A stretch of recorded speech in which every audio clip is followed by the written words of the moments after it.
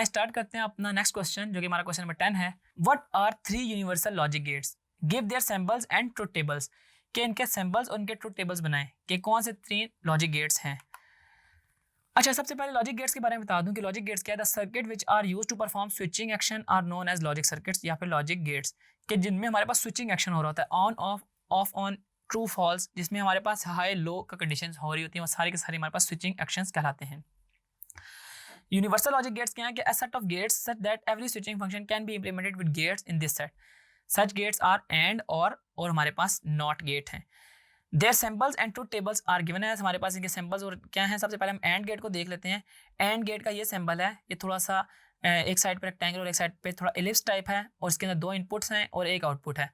अगर truth table की बात की जाए तो इसके अंदर 2 इनपुट हैं A B और आउटपुट में हमारे पास सब हमेशा 0 आएगा। सिर्फ उस केस में जब हमारे पास दोनों इनपुट्स हाई होंगी तब हमारे पास आउटपुट पे हाई लॉजिक आ रही होगी। अब अगर मैं और गेट की बात करूं तो और गेट का हमारे पास सिंबल इस तरह का है और इसकी ट्रुथ टेबल इस तरह है कि हमारे पास अगर इसकी दोनों इनपुट्स लो होंगी तो हमारे पास इसकी आउटपुट लो आएगी। अदरवाइज अगर इसकी एक भी इनपुट हाई हुई तो हमारे पास आउटपुट हाई आ रही होगी। उसके बाद है हमारे पास last gate, that is not gate.